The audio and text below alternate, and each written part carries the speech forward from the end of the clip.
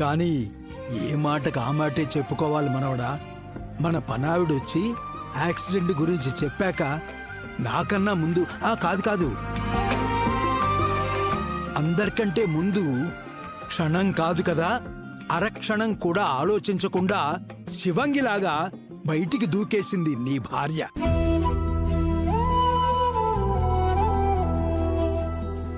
ఎక్కడికి ఏంటి అని అఖిల అడుగుతున్నా వెనక్కి కూడా చూడకుండా కారు తీసుకుని వెళ్ళిపోయింది.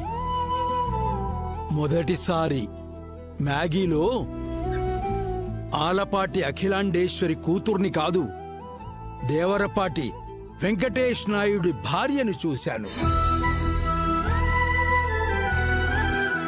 అవునన్నా, నువ్వు చెప్పేది అక్షరాల నిజం. మ్యాగీ అక్క బావ కోసం ప్రాణం పోయినట్టుగా పరిగెత్తటం మొదటిసారి నేను చూశాను.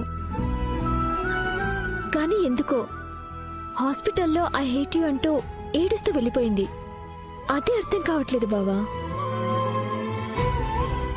కానీ బావా, నాకిప్పుడిప్పుడే ఒక విషయం అడగాలనిపిస్తోంది. అప్పుడు నీ గదిలో నీకు చెప్పకుండా టిఫిన్ ప్లేట్ పెట్టి వెళ్ళినప్పుడు నువ్వొకటి చెప్పావు కదా, నిజంగా అలాగే జరుగుతుంది. అక్కకి నువ్వు కనపడకపోతే నీ మీద ప్రేమ బయటికొస్తుంది. కానీ నీ ముందు నీకు కనపడేలా మాత్రం ప్రేమ చూపించట్లేదు తను.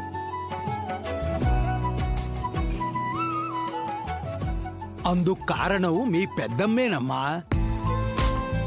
వెంకీ మీద, తన చెల్లి మీద, ఆఖరికి శారద మీద కూడా లేనిపోనివి చెప్పి పంపించింది.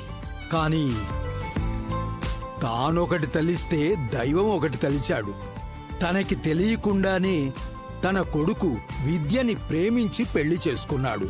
తన కూతురు తల్లి కళ్ళుగప్పి వెంకీని పెళ్లి చేసుకుంది. అప్పట్నుంచి ఇంకా మండిపోతుంది మీ పెద్దమ్మ. వీళ్ళెక్కడ కలిసిపోతారేమో అనేలా కనపడినప్పుడల్లా ఏదో ఒక రకంగా గొడవ చేసి అడ్డుగా గోడ కడుతూనే ఉంది. పైగా పక్కనే 2 దుష్టగ్రహాలు ఉండనే ఉన్నాయిగా గ్రహణం పట్టించడానికి.